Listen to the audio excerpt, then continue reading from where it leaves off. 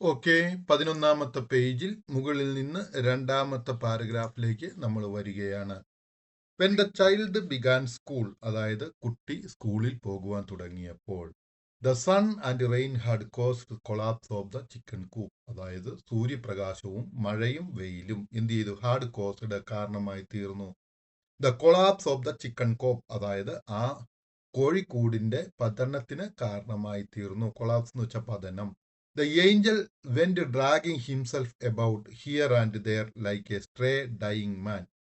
അവരുടെ ഉണ്ടായിരുന്ന കോഴിക്കൂട്ടിൽ കിടന്നുകൊണ്ടിരുന്ന ഏഞ്ചൽ എന്ത് ചെയ്തു? വെന്റ് ഡ്രാഗിങ്, തന്നെ അങ്ങോട്ടും ഇങ്ങോട്ടും വലിച്ചുകൊണ്ട്, ഹിംസെൽഫ് വലിച്ചുകൊണ്ട്, എബൌട്ട് ഹിയർ ആൻഡ് ദെയർ, അവിടെയും ഇവിടെയും, ലൈക്ക് എ സ്ട്രേ ഡൈയിങ് മാൻ, അതായത് ഒരു ആ നാട്ടിൽ ഉണ്ടായിരിക്കുന്ന അയാൾ ഒരു അലഞ്ഞു തിരിഞ്ഞു നടക്കുന്ന ഒരു മനുഷ്യനെ പോലെ എന്ത് ചെയ്തു? അങ്ങോട്ടും ഇങ്ങോട്ടും തന്നെ വലിച്ചുകൊണ്ട് നടക്കുകയായിരുന്നു. He seemed to be so many places at the same time. ഒരേ സമയത്ത് അയാൾ പല സ്ഥലങ്ങളിൽ ഉള്ളതായിട്ടും കാണപ്പെട്ടു. ഹി കുഡ് സ്കേഴ്സ്ലി ഈറ്റ്, അവന് വളരെ കഷ്ടപ്പെട്ടാണ് അയാൾ ഭക്ഷണം കഴിച്ചുകൊണ്ടിരുന്നത്, അല്ലെങ്കിൽ വളരെ വിരളമായിട്ട് മാത്രമേ അദ്ദേഹത്തിന് ഭക്ഷണം കഴിക്കുവാൻ സാധിച്ചെന്നുള്ളൂ. And his eyes had also become foggy, അതായത് അവന്റെ കണ്ണിന്റെ കാഴ്ചകളും എന്താണ് പറയുന്നത്? കുറഞ്ഞു വന്നു, അല്ലെങ്കിൽ മങ്ങിത്തീർന്നു എന്നുള്ളതാണ് നാം മനസ്സിലാക്കേണ്ടത്. That he went about bumping into post, അവൻ അതുകൊണ്ട് കാഴ്ച മങ്ങിയതിനാൽ അയാൾ പോസ്റ്റുകളിൽ പോയി ഇടിച്ചു.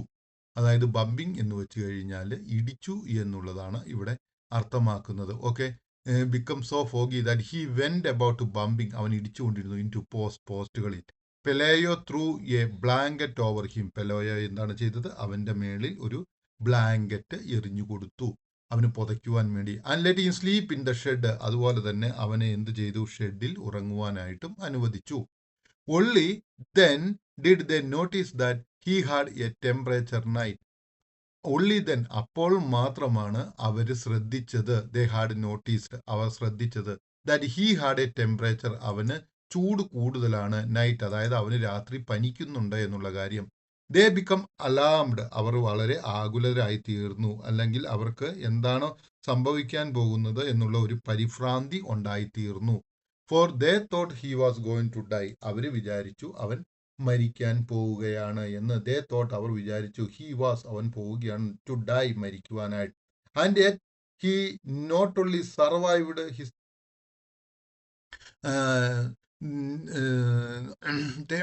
they did not notice that he had a temperature at night. Thought he was going to die.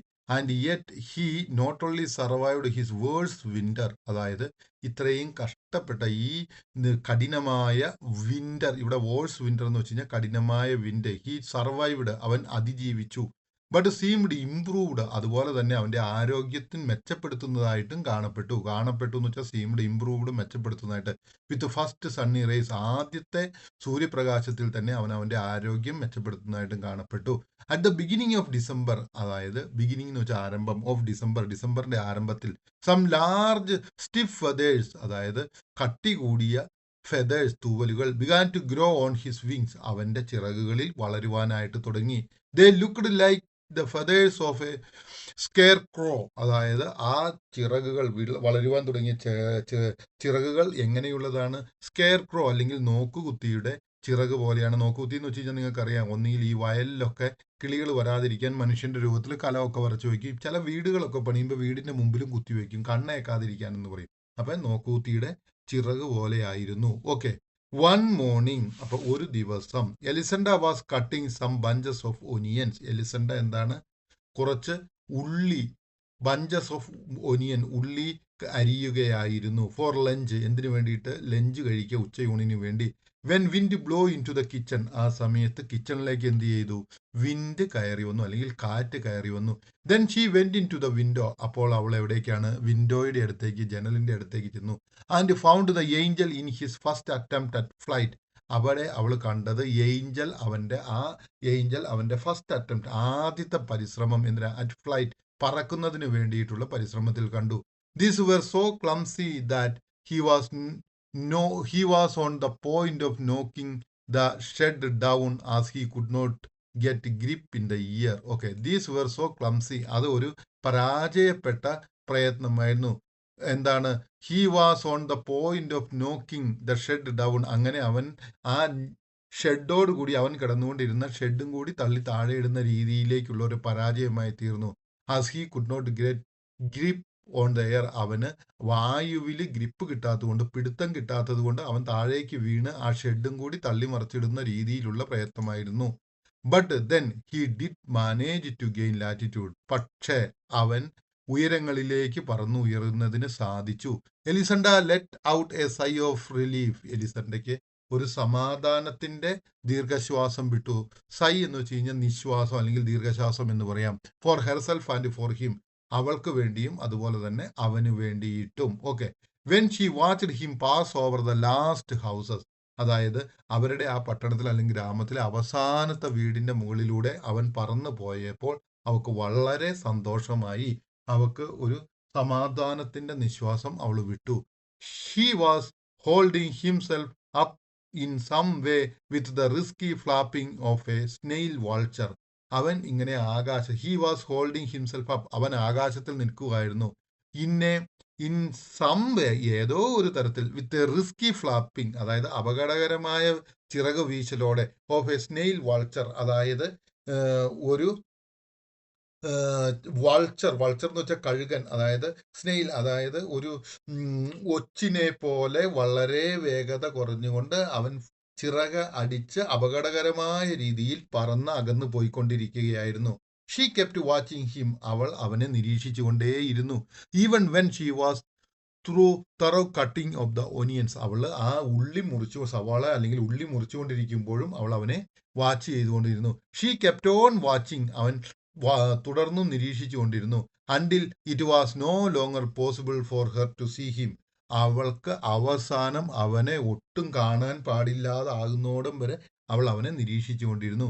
He was no longer an annoyance in her life. അവൻ അവളുടെ വീട്ടിലേക്ക് അല്ലെങ്കിൽ അവളുടെ വീട്ടിലെ ജീവിതത്തിൽ ഒരു അനോയ്സ് അല്ലെങ്കിൽ ഒരു ശല്യമായിട്ട് ഇനി അവൻ ഒരിക്കലും ഉണ്ടാകുമായിരുന്നില്ല. In her life but an imaginary dot on the horizon of the sea. അതേ സമയത്ത് തന്നെ ആ ചക്രവാളത്തിൽ, ഹൊറൈസൺ എന്ന് വെച്ചാൽ ചക്രവാളത്തിൽ, ഒരു സാങ്കല്പിക ബിന്ദുവായി തീർന്നു. ഇമാജിനറി ഡോട്ട്, ഒരു സാങ്കല്പിക ബിന്ദുവായി തീർന്നു. എവിടെ? On the horizon of the see. അതായത് ഹൊറൈസൺ ഓഫ് ദ സീ, ആ കടലിന്റെ ചക്രവാളത്തിൽ അല്ലെങ്കിൽ കടലിന്റെ അങ്ങേ അറ്റത്തായിട്ടുള്ള അവിടെ ഒരു സാങ്കല്പിക ബിന്ദുവായിട്ട് മാത്രം അവൻ കാണപ്പെട്ടു. ഇനി question answer. Why does Elisenda set out a sigh of relief? എന്തുകൊണ്ടാണ് എലിസണ്ട ഒരു സമാധാനത്തിന്റെ ദീർഘശ്വാസം വിട്ടത് എന്നുള്ളതാണ് ഇവിടുത്തെ ചോദ്യം. ഓക്കെ, അതിന്റെ ഉത്തരം ഇതാണ്. ഇനീഷ്യലി, ആരംഭത്തിൽ, Elisenda and her family profited from the presence of the strange winged being. അതായത് ആരംഭത്തിൽ എലിസണ്ടയും അവളുടെ കുടുംബവും ഈ ചിറകുള്ള സ്ട്രേഞ്ച്, അതായത് ആരും കാണാത്ത രീതിയിലുള്ള ആ ജീവിയിൽ നിന്ന് ലാഭമുണ്ടാക്കി. ഹവർ ഓവർ ടൈം, എന്നിരുന്നാലും ടൈം പോയപ്പോൾ അല്ലെങ്കിൽ സമയം പോയപ്പോൾ ഹിസ് നൊബിലിറ്റി ഫെയ്ഡഡ്. അതായത് അവന്റെ ആ ഒരു നൊബിലിറ്റി, അവന് മറ്റുള്ളവരെ ആകർഷിക്കുവാനുള്ള കഴിവ് നഷ്ടപ്പെട്ടു. And they began to see him as a burden. അവൻ ഒരു ബേർഡനായിട്ട് അല്ലെങ്കിൽ ഒരു ഭാരമായിട്ട് അവർക്ക് അനുഭവപ്പെട്ടു. With no practical use. അവന് യാതൊരു പ്രാക്ടിക്കലായിട്ട് അവനെ കൊണ്ട് ഒരു ഉപകാരവും ഇല്ലാതെയായി തീർന്നു. And his health visibly declining. അവന്റെ ആരോഗ്യം ഡിക്ലൈനിങ്, അതായത് ക്ഷയിച്ചുകൊണ്ടിരിക്കുകയായിരുന്നു എന്നതായിട്ട് കാണപ്പെട്ടു. വിസിബിളി കാണപ്പെട്ടു, ഡിക്ലൈനിങ്, ക്ഷയിക്കുന്നതായിട്ട്. He become a source of unease and frustration. അങ്ങനെ വന്നപ്പോൾ അവൻ ഒരു അൺഈസ് ആയി തീർന്നു, അതായത് അവനൊരു ശല്യമായി തീർന്നു. അതുപോലെ തന്നെ ഒരു ഫ്രസ്ട്രേഷനായിട്ട്, ഒരു ഒഴിവാക്കേണ്ട വസ്തുവുമായി തീർന്നു. Elisenda grew increasingly anxious, unsure of what to do with the frail creature lingering in their courtyard. അതുപോലെ തന്നെ എലിസണ്ട നോക്കിക്കഴിഞ്ഞപ്പോൾ വളരെയധികം ആകുലപ്പെട്ടു. എന്ത് ചെയ്യണം? Unsure of what to do, എന്താണ് ചെയ്യേണ്ടതെന്ന് അറിയാതെ. വിത്ത് ദ ഫ്രെയിൽ ക്രീച്ചർ, അതായത് ഈ ആരോഗ്യം ക്ഷയിച്ചുകൊണ്ടിരിക്കുന്ന ഈ ക്രീച്ചർ, ജീവി, ലിങ്കറിങ് ദെയർ കോർട്ടിയാർഡ്, അവളുടെ മുറ്റത്തേക്കടെ അങ്ങോട്ടും ഇങ്ങോട്ടും നടക്കുന്നത് കണ്ട് അവൾക്ക് വളരെ ആകുലതയുണ്ടായി. എന്ത് ചെയ്യണമെന്നറിയാൻ പാടില്ലാതെ. At last when the old man regained his strength. അവസാനം ആ ഓൾഡ് മനുഷ്യൻ അവന്റെ ആരോഗ്യം റീഗെയിൻഡ്, വീണ്ടെടുത്തപ്പോൾ എന്താണ്, ആൻഡ് ഫ്ലൂ അവേ, എന്നിട്ട് പറന്നു പോയപ്പോൾ she felt A wave of relief. അവൾക്ക് ഒരു ആശ്വാസത്തിന്റെ തിര അവളിൽ ഉണ്ടായി. And the strange being quietly escaped. അതുപോലെ തന്നെ ആ സ്ട്രേഞ്ച് ബീയിങ്, ആ ആരും കാണാത്ത രീതിയിലുള്ള ആ ജീവി ക്വയറ്റ്ലി സമാധാനത്തിൽ എസ്കേപ്ഡ് രക്ഷപ്പെട്ടു. The suffering he had long endured. അവൻ കുറേ നാളായിട്ട് അനുഭവിച്ചു കൊണ്ടിരുന്ന ആ വേദനയും വിഷമവും നിന്നും അവനും രക്ഷപ്പെട്ടു. എനിക്ക് തോന്നുന്നു ഈ പാഠഭാഗം നിങ്ങൾക്ക് മനസ്സിലായെന്ന്. ഇനി നമ്മൾ അടുത്ത വീഡിയോയിലേക്ക് പോകുന്നതാണ്.